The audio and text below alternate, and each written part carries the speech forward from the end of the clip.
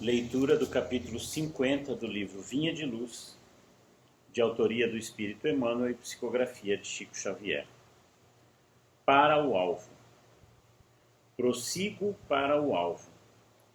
Paulo, Epístola aos Filipenses, capítulo 3, versículo 14.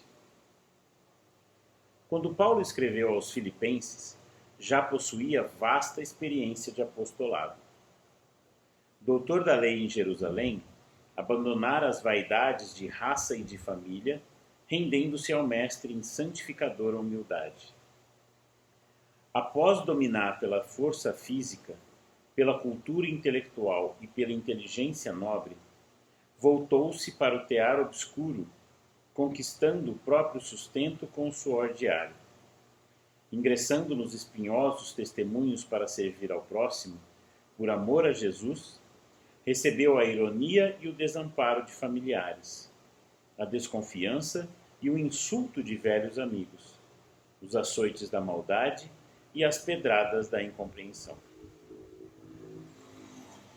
O convertido de Damasco, no entanto, jamais desanimou, prosseguindo invariavelmente para o alvo, que ainda e sempre é a união divina do discípulo com o Mestre. Quantos aprendizes estarão atualmente dispostos ao grande exemplo? Espalham-se em vão os convites ao sublime banquete. Debalde envia Jesus mensageiros aos estudantes novos, revelando a excelência da vida superior. A maioria deles, contudo, abrange operários fugitivos, plenamente distraídos da realização. Perdem de vista a obra por fazer, desinteressam-se das lições necessárias e esquecem as finalidades da permanência na Terra. Comumente, nos primeiros obstáculos mais fortes da marcha, nas corrigendas iniciais do serviço, põem-se em lágrimas de desespero, acabrunhados e tristes. Declaram-se incompreensivelmente desalentados, vencidos, sem esperança. A explicação é simples, todavia. Perderam o rumo para o Cristo, seduzidos por espetáculos fugazes nas numerosas estações da jornada espiritual, e por esquecerem o alvo sublime, chega de modo inevitável um instante em que, cessados os motivos da transitória fascinação, se sentem angustiados, como viajores sedentos nos áridos desertos da vida humana. Amantíssimo Senhor Jesus, a Ti agradecemos pela oportunidade deste encontro fraterno para os nossos estudos da doutrina espírita. Rogando-te, Senhor, que nos abençoes neste esforço de aquisição do conhecimento sobre a lei divina, para que melhor consigamos nos dirigir na experiência evolutiva, seja no corpo físico ou fora dele. A Ti também rogamos, Senhor, que abençoes os nossos irmãos de humanidade.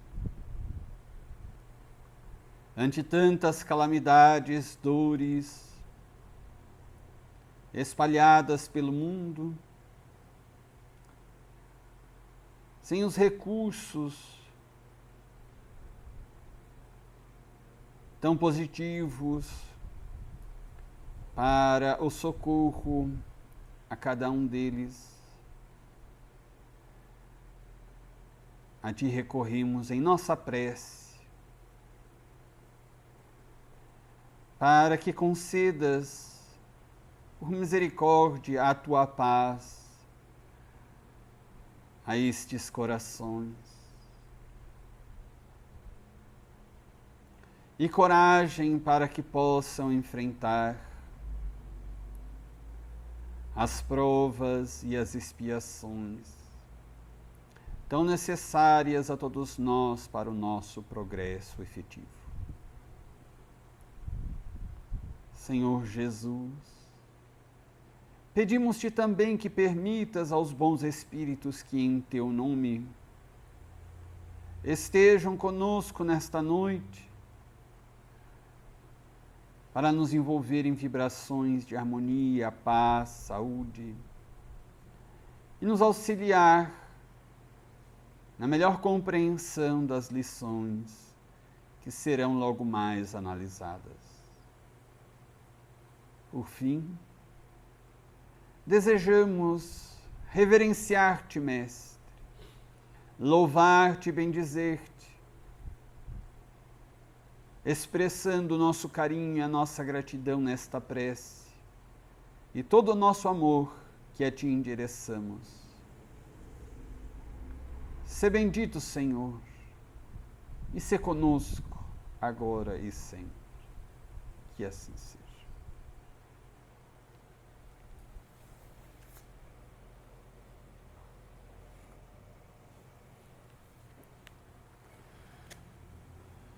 Então nós vamos continuar no capítulo Os Nossos Amigos, os Discípulos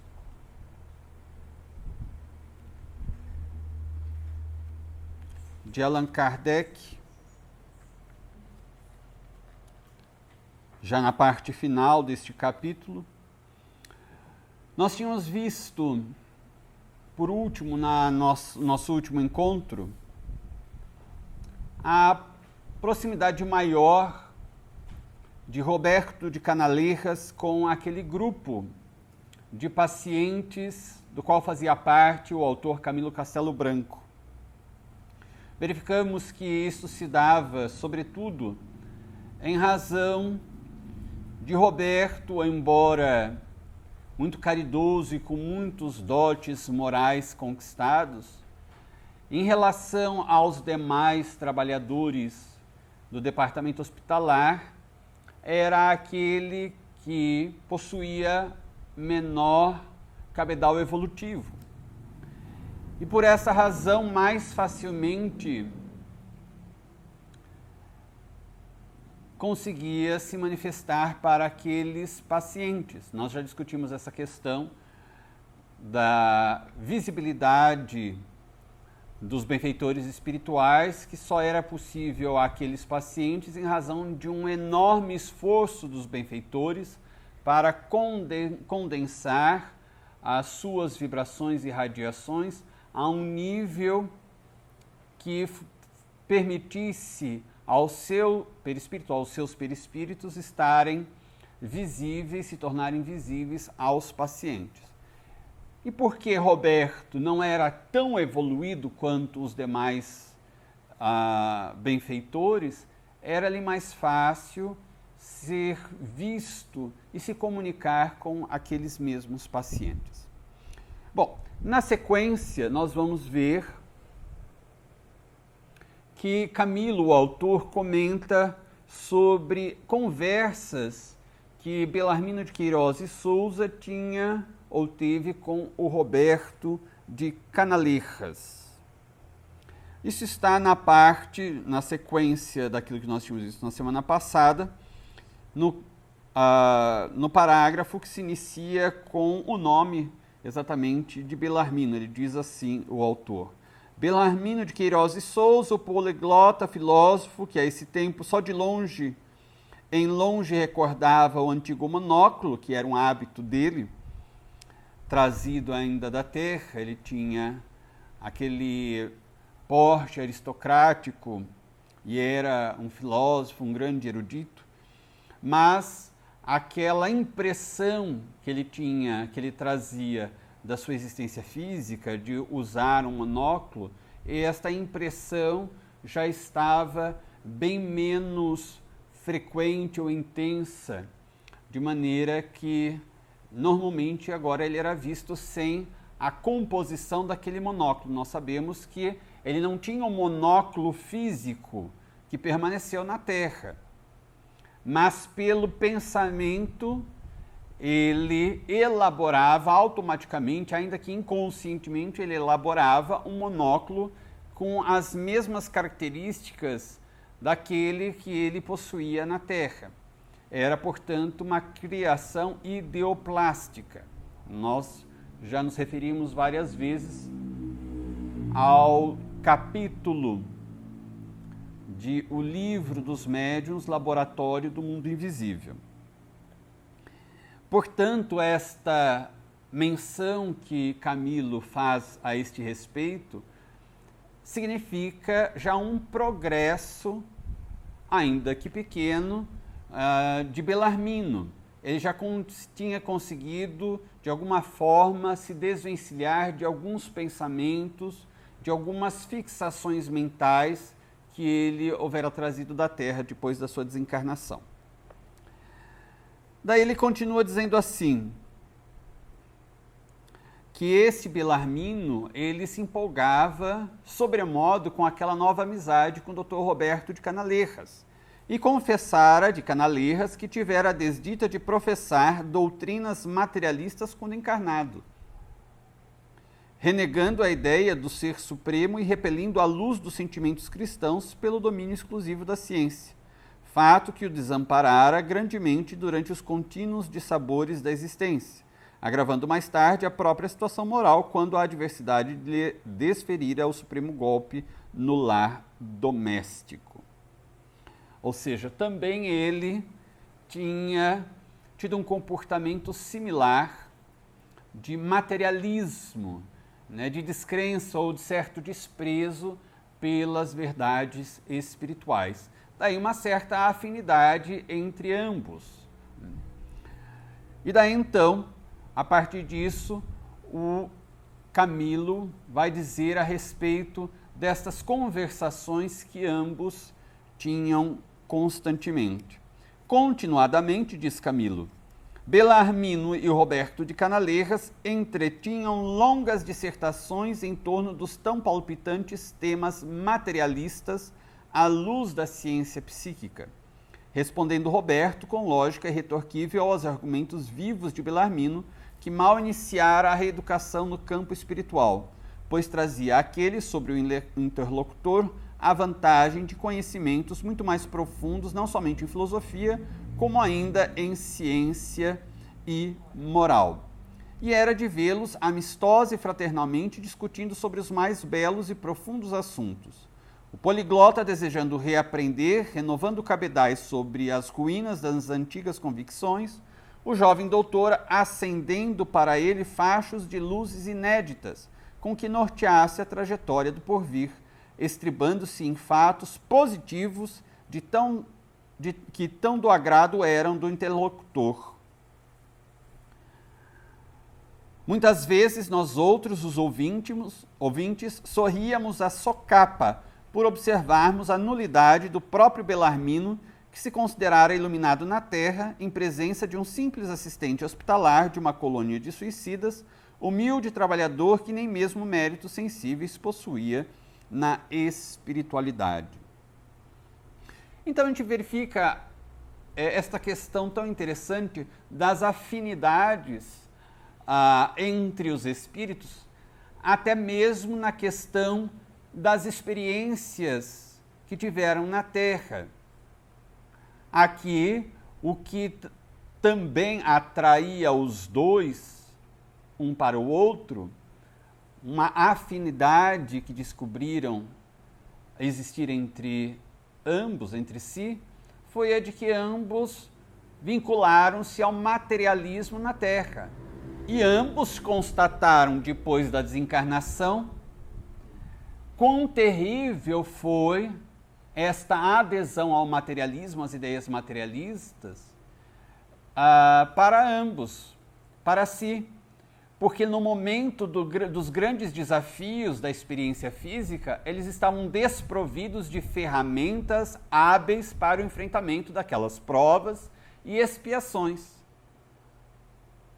No caso, Belarmino acaba suicidando-se diretamente e, coberto de Canaleiras, embora não tenha se suicidado, mergulhara de alguma forma em uma tristeza muito grande, em um tormento muito grande, que possivelmente abalara a sua resistência orgânica.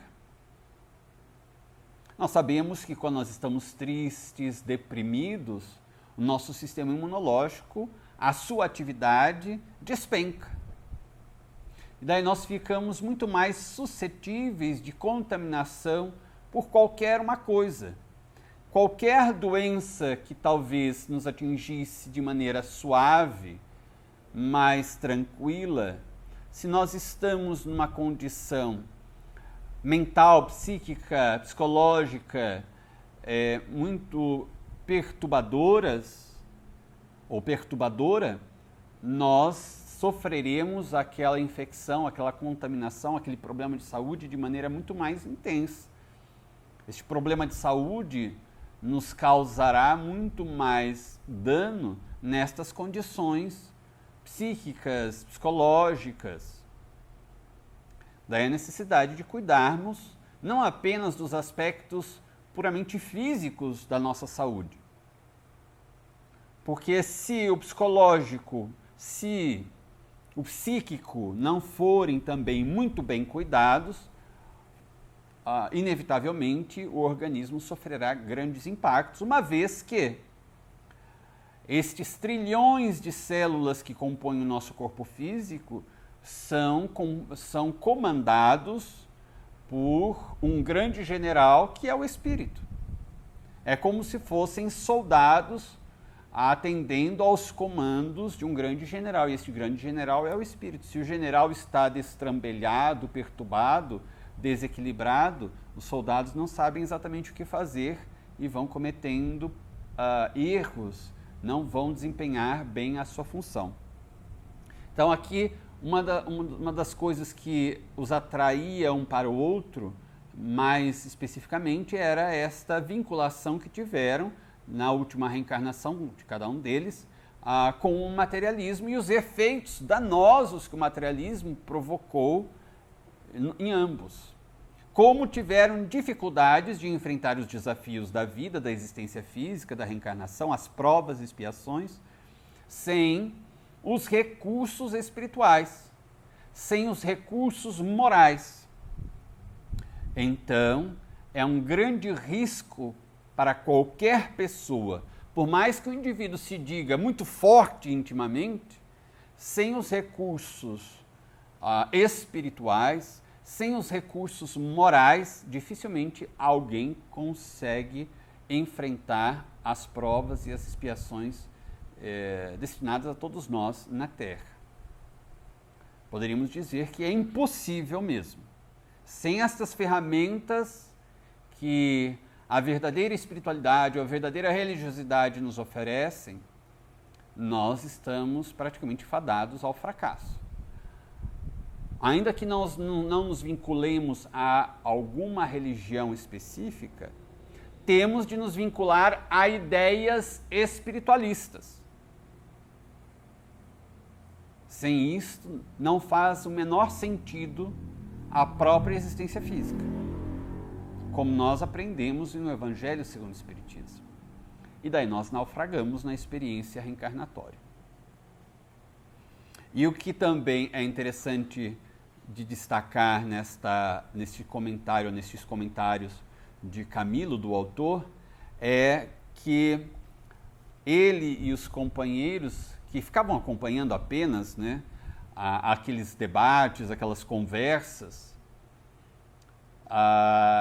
eles se rirem, acharem graça no fato de Belarmino, que era um grande erudito na Terra, não ter argumentos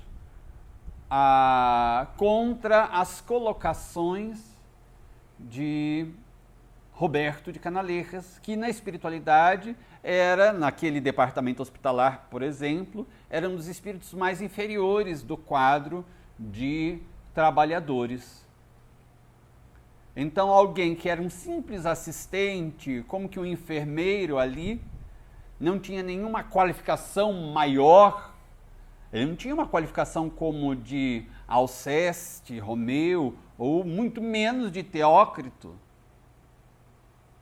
Estava muito abaixo, inclusive, da qualificação moral e espiritual daquele que tinha sido seu genitor na Terra.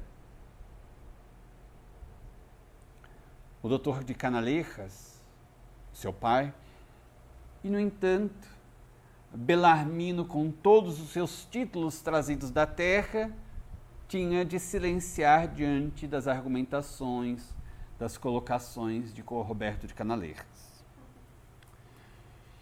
E na sequência, então, Camilo, o autor, fez uma solicitação ao Dr. Roberto de Canalejas e apresentou ali as suas intenções naquele pedido.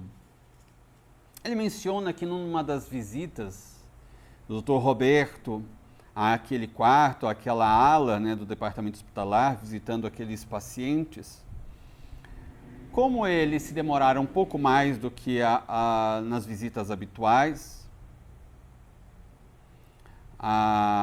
recebendo inclusive a informação, aqueles pacientes, de que eles receberiam alta dentro de poucos dias, ele então perguntou, Camilo, ao doutor Roberto, que ele gostaria de maiores informações a respeito da última existência do Dr. Roberto, maiores detalhes. Diz ele assim: meu caro senhor doutor, os pequeninos relatos de vossa vida que tivestes a magnanimidade de confiar-me calaram fundamente no âmago de meu ser, comovendo-me profundamente e fazendo-me refletir. Fui romancista na terra e, escrevendo, procurei estampar em minhas humildes produções determinado caráter moral. Deixei na terra obra vultuosa, se não em qualidade, pois hoje reconheço que bem pequenos foram os meus cabedais intelectuais, pelo menos em quantidade. Confesso, porém, que raramente inventava os meus romances. Eles foram antes filhos do conúbio da observação, com os retoques sentimentais de que várias vezes usei para enfeitar a dureza da realidade e assim mais rapidamente cativar editores e leitores, dos quais dependia a minha bolsa quase sempre vazia, o que não deve ser qualidade muito recomendável para um escritor terreno. Então ele menciona que ele tinha produzido muitas obras literárias na Terra, e realmente o fez, mas aqui já também um reconhecimento que ele faz a respeito das suas próprias qualidades morais e das consequências dessas qualidades morais que ele detinha na Terra sobre a sua produção literária. Então ele diz: eu reconheço que produzi em grande quantidade, mas não em grande qualidade. Porque agora a visão dele a respeito do que é um livro de qualidade, agora que ele está no mundo espiritual e já com certos conhecimentos da lei de Deus, ele se dá conta que aquilo que para o vulgo, a grande massa, pode ser algo de qualidade na Terra, não necessariamente o é. Somente será verdadeiramente de qualidade se estiver fundamentado em algum valor moral nobre. Se tiver este conteúdo moral, este conteúdo de soerguimento da criatura, este conteúdo de consolo às criaturas, de esclarecimento, de edificação moral, sem isso não é uma obra de qualidade. Pode ser de qualidade intelectual, de qualidade literária, mas, de fato, não será uma obra de qualidade para a vida, de acordo com as leis cósmicas. Então ele se dá conta que na tarefa de escritor na Terra, ele falhara no sentido de não colocar em suas obras estes elementos edificantes, consoladores. Ele até confessa que, na verdade, o grande móvel para ele escrever tanto e tantas obras era a necessidade material dele, de dar sustento e uma vida minimamente digna para os seus familiares. Então, ele expressa aqui a sua intenção de, tendo esta condição de escritor, de romancista, oferecer agora não simplesmente um romance nos moldes que ele apresentou na Terra enquanto estava encarnado. Ele diz, quando encarnado, eu nunca inventei um romance. Eu tomava de histórias reais, casos da vida, apenas colocava, acrescentava alguns elementos para enfeitar, digamos, a história, deixá-la menos rude, menos agressiva, menos crua, para ficar mais palatável para os leitores. E assim, então, conseguia conquistar editores e leitores mais facilmente. Então, agora, a sua visão modificara no mundo espiritual. O seu interesse era de continuar fazendo aquilo que ele sabia, escrever. E escrevia com qualidade técnica literária, mas o móvel para ele escrever agora seria diferente. Se antes ele se preocupava apenas a atender aos interesses dos editores e leitores para conseguir publicar os seus livros e ganhar dinheiro, agora o seu interesse era transmitir algo de bom, algo de útil, algo de edificante para a humanidade da Terra. Então ele diz assim, quem sabe, senhor doutor, vossa lianesa forneceria ainda alguns informes acerca do próprio drama pessoal que tanto me impressionou, para que algum dia possa eu voltar a visitar a Terra e, através de um aparelho mediúnico, narrar aos homens algo interessante intercalado com as luminosas doutrinas que começo a aprender? Quem sabe poderia eu transmitir aos antigos leitores de minhas obras terrenas as radiosas novidades que aqui defrontei, romanceando-as com aspectos reais da vida íntima, tão humana e tão instrutiva, de espíritos que aqui eu conheça, e que foram homens e também sofreram, e também amaram, e também lutaram e morreram, como toda a humanidade? E isto porque tenho ouvido asseverar os nossos mestres locais ser muito meritório para um espírito desejoso de progredir ou romper as barreiras do túmulo, a fim de relatar aos homens as impressões colhidas na espiritualidade, a moral que a todos os recém-vindos da Terra aqui surpreende. Então aqui eram estes novos móveis, ou seja, novos recursos íntimos que ele estava fazendo despertar em si mesmo, por meio da autorreflexão, do autoconhecimento e autotransformação moral. Esses novos recursos íntimos estavam elaborando nele uma disposição diferente no tocante à escrita, à literatura, que era o seu ofício na Terra, a sua atividade profissional.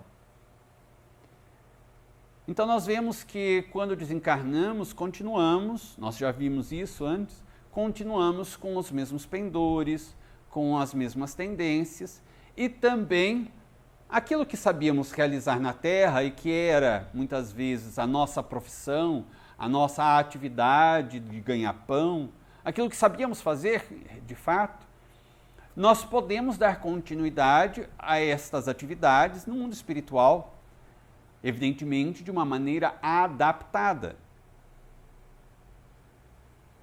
Mas estes recursos aprendidos, estes talentos, não se perdem e poderão ser utilizados no além-túmulo. Agora, iluminados esses talentos com as luzes da verdade, da realidade espiritual. Então ele que sabia tão bem escrever e utilizava-se deste talento na Terra para a sua vida profissional, para o seu ganha-pão, poderia continuar realizando essa atividade depois de desencarnado, mas agora com uma outra finalidade, com um outro móvel. E a gente vê aqui que ele já tinha algo despertado em sua consciência que lhe permitia um novo interesse dentro da literatura e dentro da atividade de escrever. Tudo bem até aqui? Alguém gostaria de fazer algum comentário, fazer alguma pergunta, alguma complementação?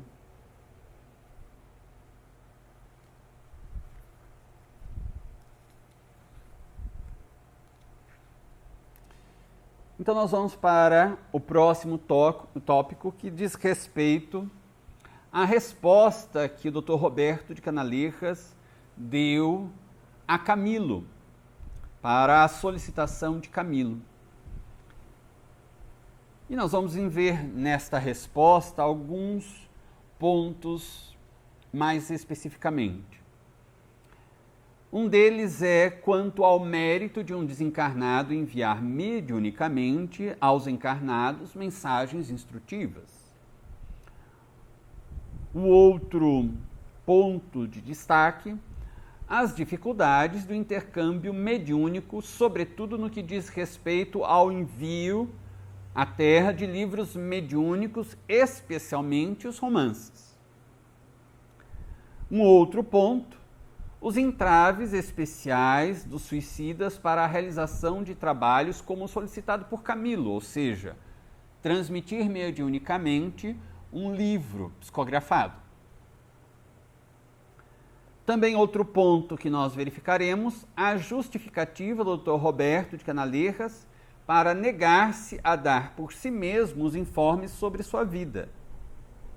E ainda outro tópico, as dificuldades enfrentadas pelo Dr. Roberto de Canaleiras para aproximar-se de sua esposa Leila, ou ex-esposa Leila, aquela que tinha sido a sua esposa na última reencarnação.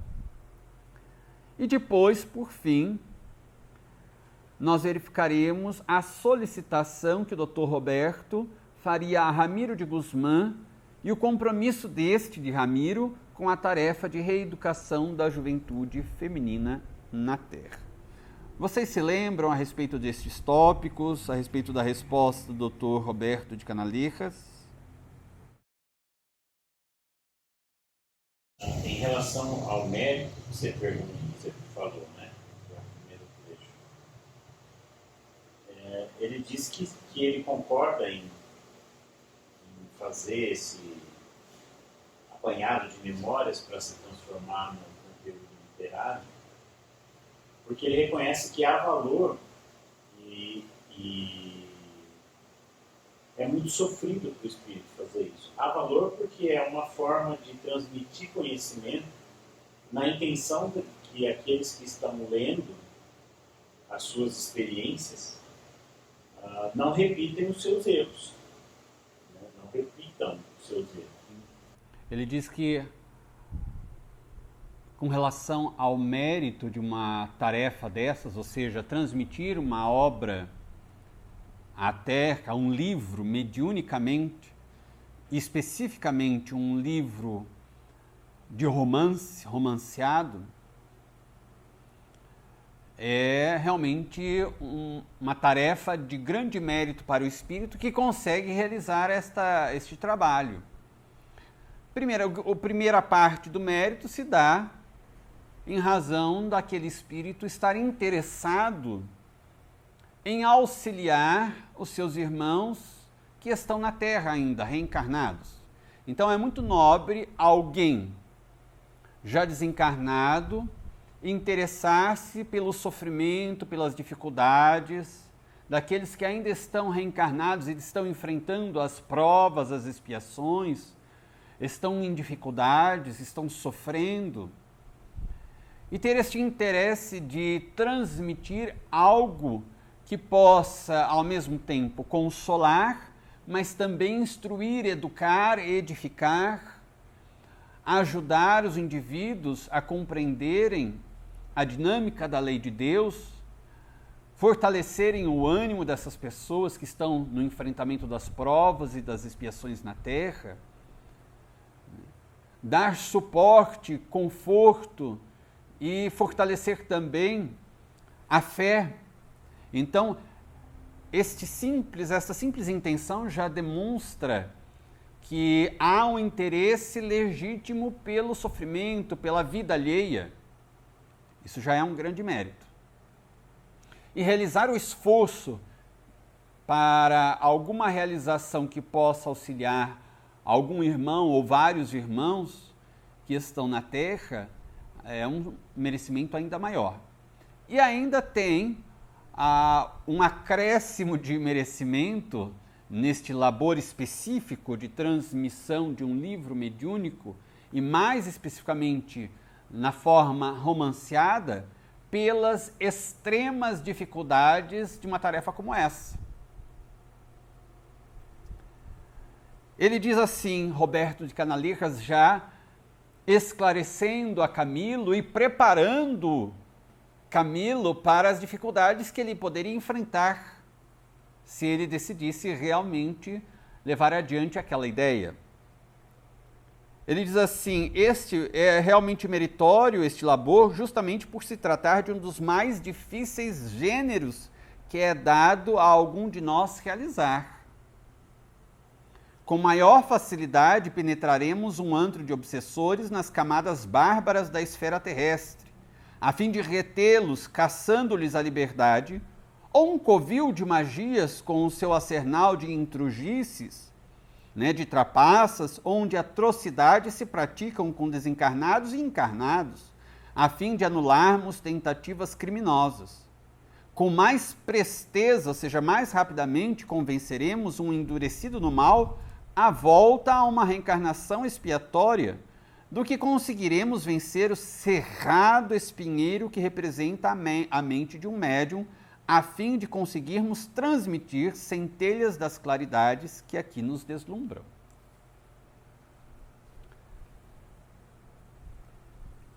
Então vejam, Roberto Canaleiras deixa bastante claro que as atividades mais complexas que eles possam realizar e realizam no mundo espiritual, de auxílio aos desencarnados, a desmantelamento de gangues espirituais, a auxílio em casos dolorosos, complexos de obsessões espirituais, enfim, ele vai dando vários exemplos de atividades muito difíceis, complexas, que exigem muito daqueles trabalhadores espirituais.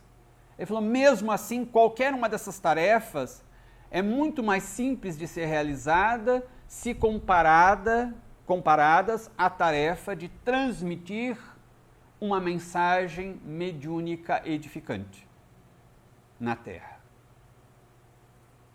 Fica ainda muito mais difícil se essa mensagem edificante vai constituir um livro, porque daí a mensagem é mais elaborada, maior. Um livro vai ter capítulos. E se este livro é um romance, mais complicado fica o trabalho.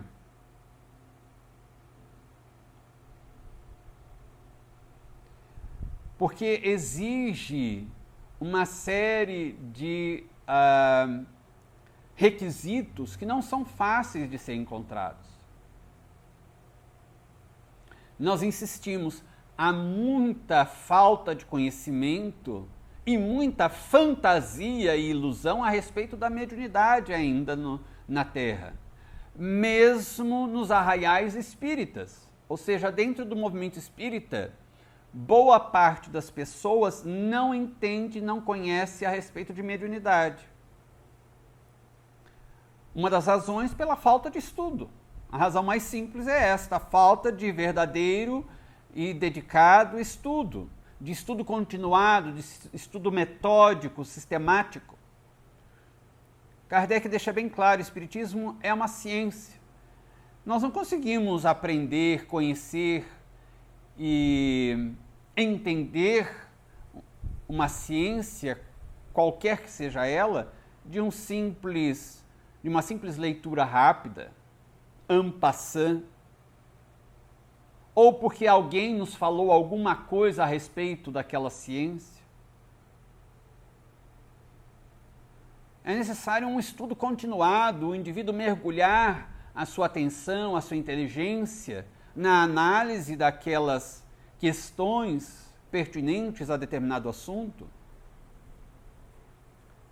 Agora, como falta este interesse de mergulhar a inteligência no estudo sério, continuado, constante a respeito da mediunidade, graça no meio espiritista, no movimento espírita, grandes desinformações a respeito da mediunidade, grandes fantasias, informações completamente equivocadas,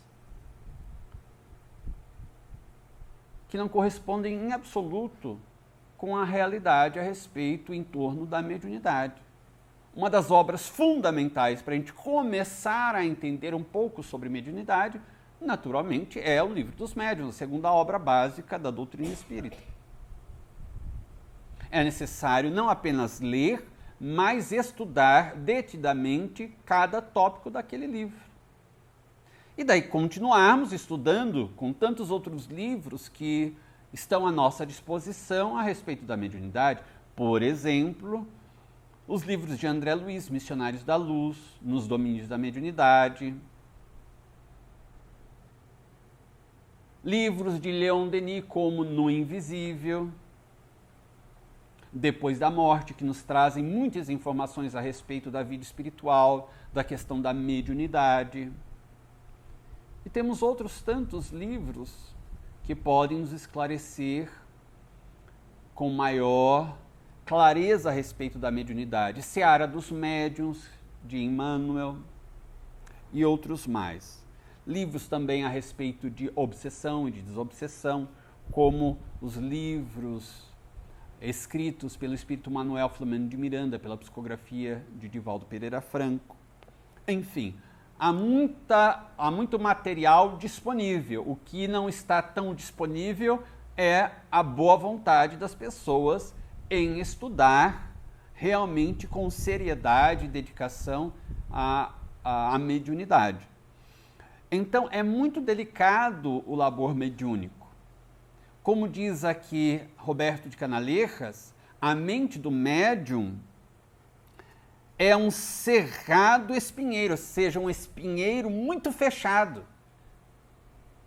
Para que o espírito consiga transmitir pelo médium a sua ideia, ou seja, a ideia do espírito passe pela mente do médium e seja então grafada no papel ou verbalizada, não é simples.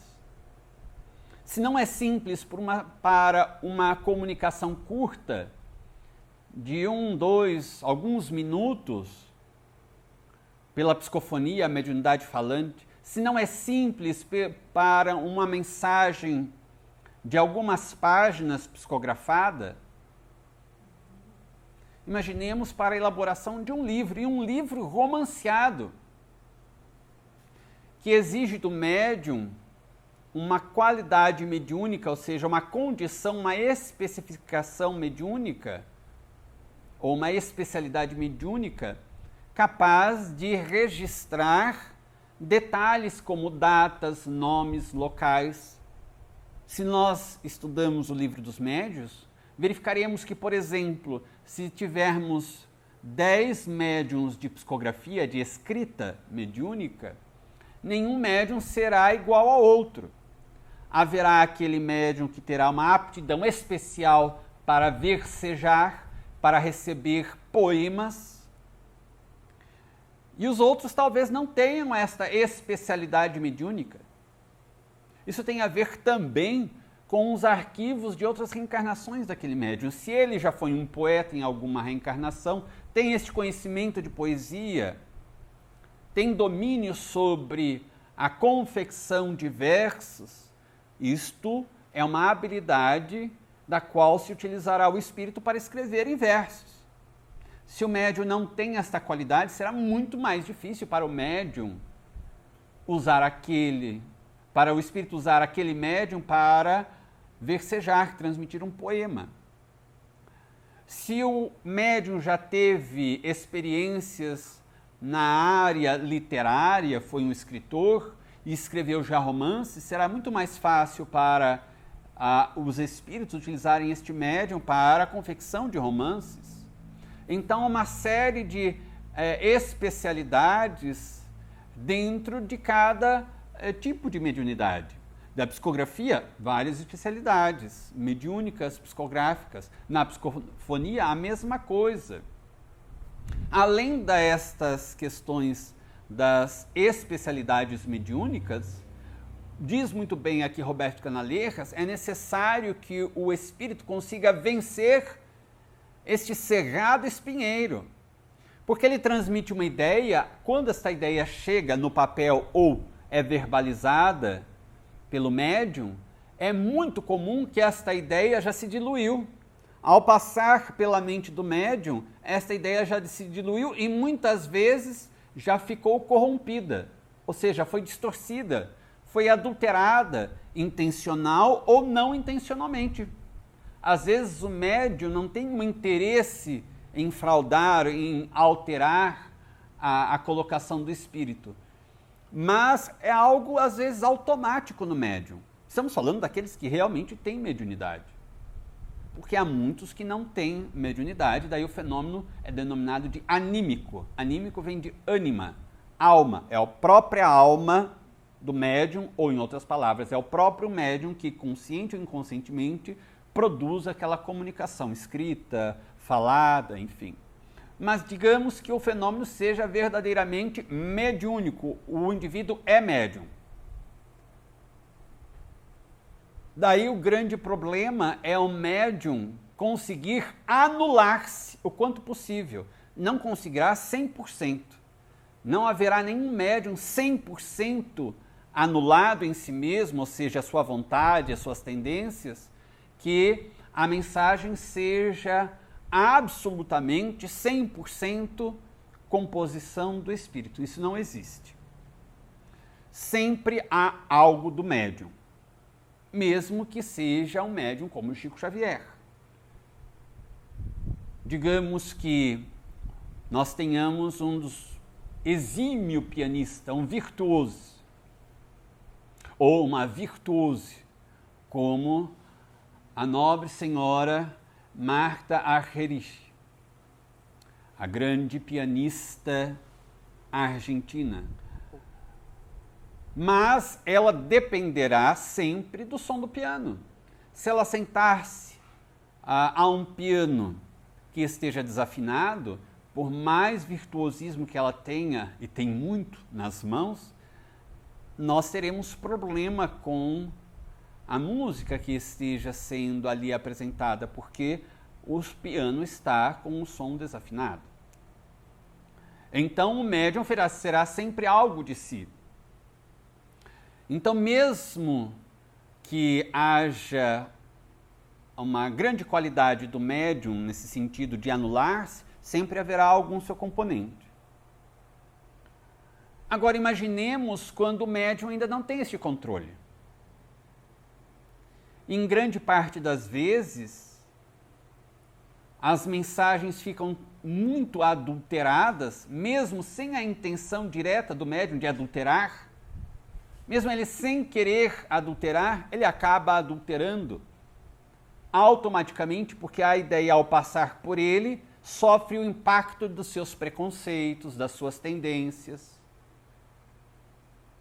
dos seus julgamentos. O médium vai pensar assim, sobretudo quanto mais consciente ele for, menos automático for o fenômeno, mais consciente for o médium, mais complicado fica, porque o médium, ao receber a informação, será que o espírito diria isso mesmo? Será que a informação está correta? Será que faz sentido essa comunicação? E daí o médium já vai modelando a comunicação para sair de acordo com aquilo que ele acha que deveria ser a comunicação. Ele está adulterando a comunicação, mesmo sem saber, sem desejar, é algo automático que ele ainda não tem controle.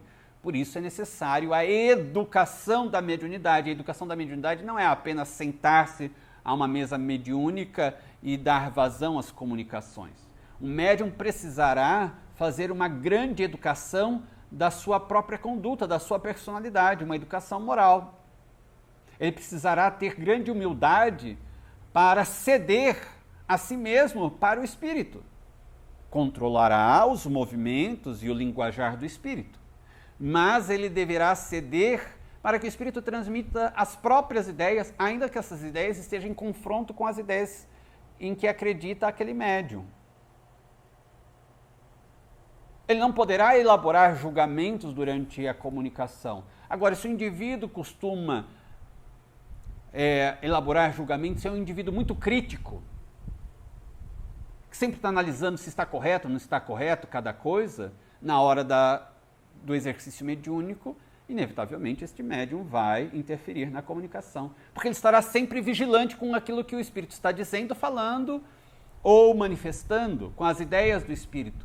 E se ele não tem o autocontrole na vida comum desta atividade crítica da realidade, das pessoas que o cercam, na hora da comunicação, ele não terá esta flexibilidade, esta humildade em simplesmente transmitir a comunicação sem interferir, sem ficar analisando, criticando, julgando aquilo que está sendo transmitido pelo espírito, psiquicamente.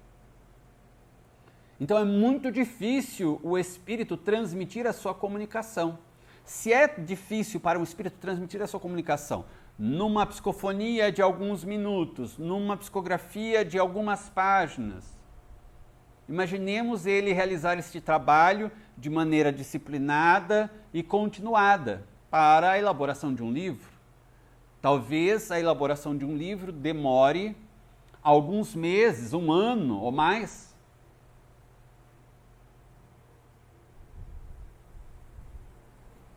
Quantas vezes médiuns de romances sérios, estamos falando de médiuns sérios, de produções mediúnicas de qualidade, dizem que, às vezes, os espíritos, para que o médium não interferisse na história, porque, por exemplo, Divaldo Franco narra que, em romances que ele chegou a psicografar, quando ele começava a ler a história, ele se afeiçoava a um personagem, antipatizava com outro personagem, e daí inconscientemente ele desejava que a história fosse para aquele rumo, né, que a história fosse negativa contra aquele personagem com quem ele se antipatizava, e que a história fosse mais favorável àquela outra personagem com quem ele se simpatizava.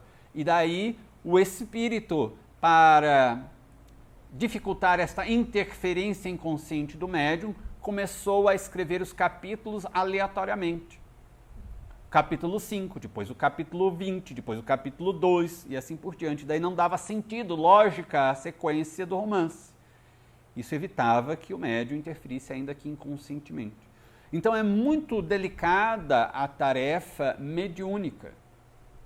Por isso que o médium tem que controlar e educar o seu próprio comportamento no dia a dia, para, ao sentar-se a uma mesa mediúnica, ele poder colaborar mais eficazmente com os benfeitores, ou os espíritos de um modo geral.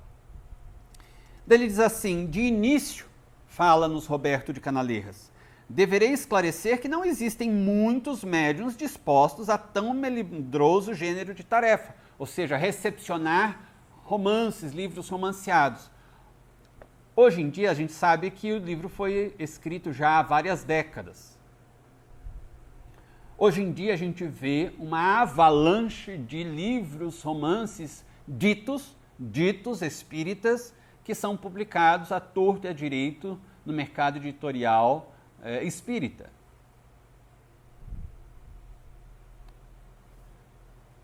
Agora, vejamos. Na descrição da sequência aqui de Roberto de Canaleiras.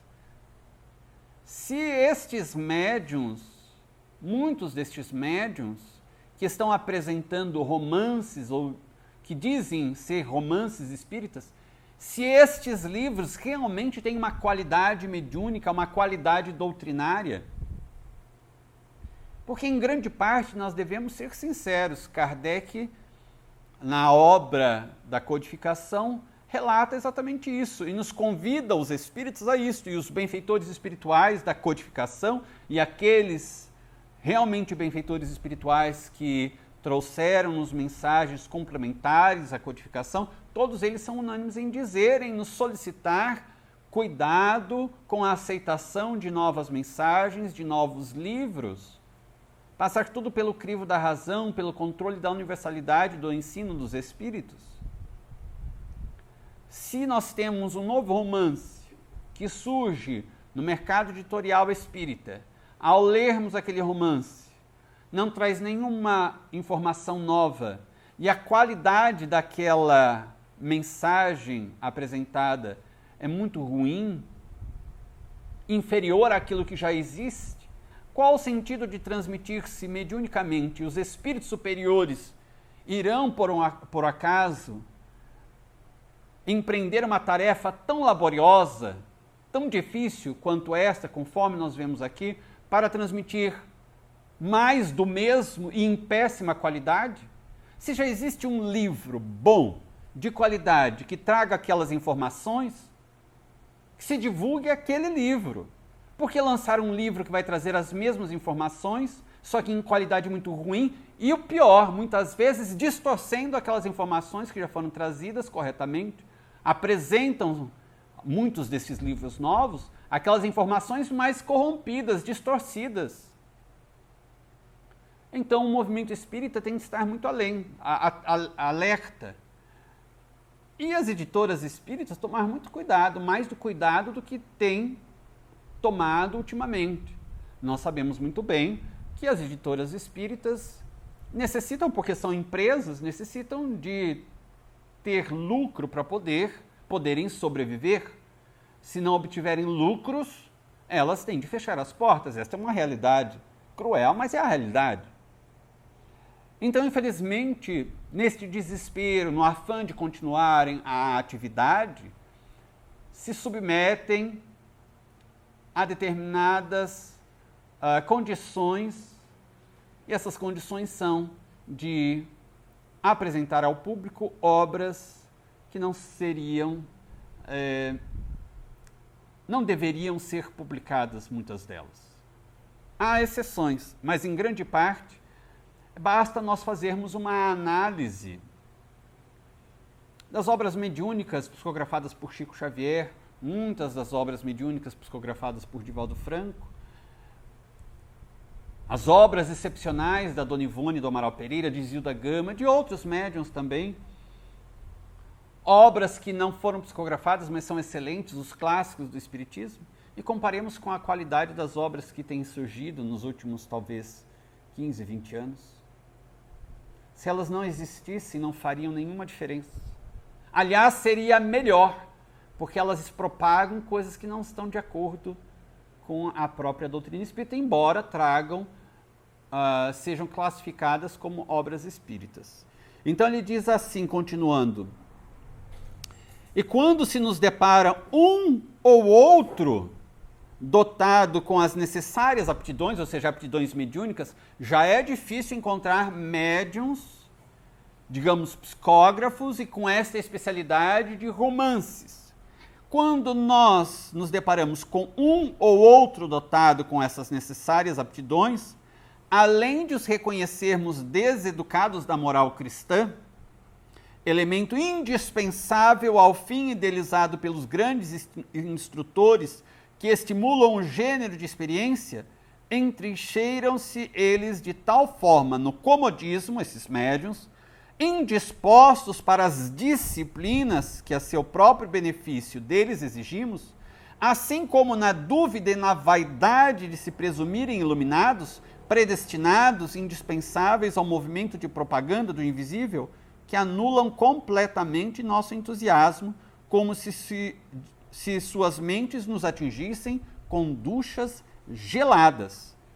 Daí o preferirmos médiuns que sejam almas simples, os humildes e pequeninos, os quais, por sua vez, por não disporem senão de bem pequenos cabedais intelectuais, exigem de nossa parte perseverança, dedicação e trabalhos exaustivos para algo revelarmos aos homens através de suas faculdades.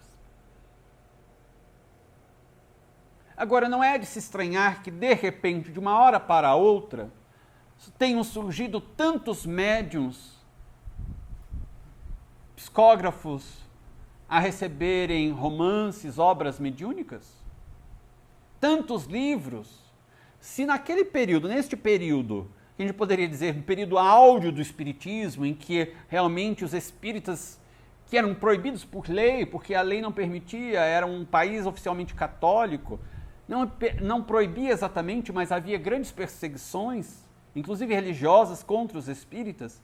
Se naquele período áureo em que os espíritas realmente, para realizarem as suas atividades, tinham de enfrentar perseguições, não apenas verbais, mas muitas vezes eles podiam colocar a própria existência física em risco. Eram pessoas heróicas, eram espíritas heróicos, dedicados, que realmente apresentavam grandes renúncias. Se naquele período destes indivíduos tão destemidos, Roberto de Canalecas dizia que era difícil encontrar médiuns, psicógrafos de romances e que aceitassem verdadeiras disciplinas exigidas pelos instrutores espirituais e que não se vangloriassem, não fossem vaidosos. Imaginemos na nossa situação nos dias atuais,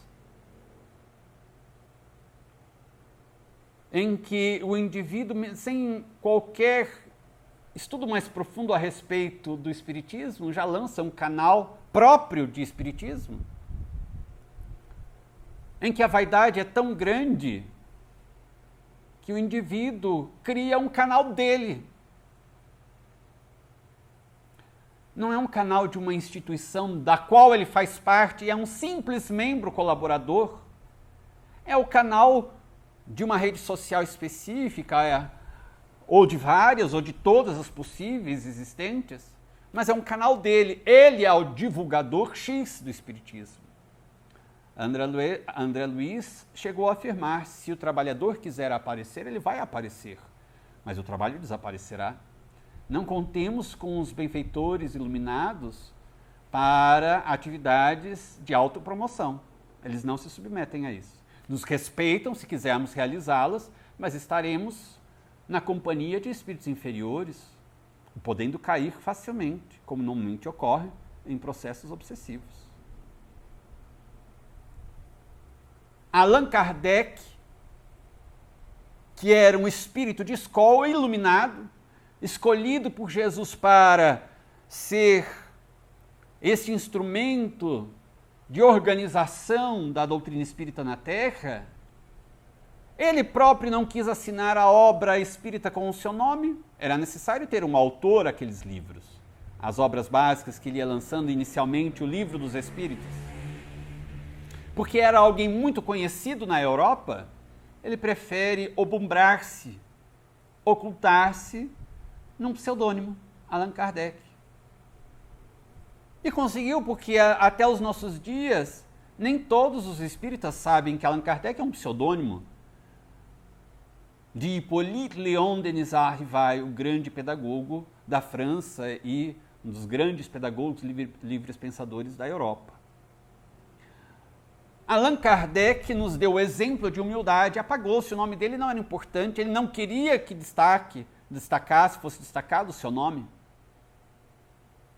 E, no entanto, os espíritas da atualidade, sem nenhuma condição, nem mesmo próxima de Allan Kardec, do ponto de vista da cultura, do intelecto, inclusive de cultura espírita, e muito menos moral, mas o indivíduo deseja que o nome apareça em letras garrafais.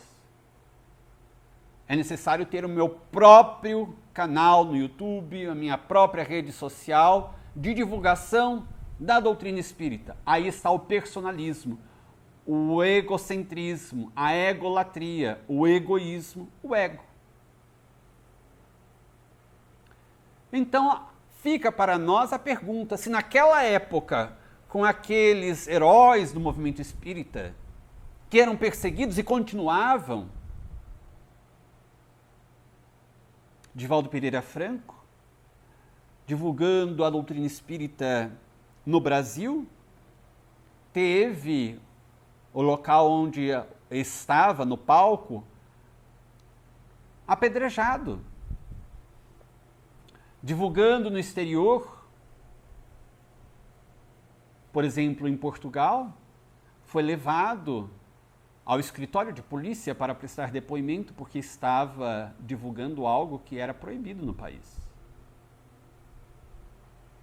Houve palestras suas em Espanha e Portugal, sobretudo, na época do regime ditatorial, por exemplo, de Salazar, em que ele teve de fazer palestras em lugares ermos e sempre com as luzes apagadas, porque havia o risco de a polícia chegar, prendê-lo, etc., e ser uma confusão generalizada.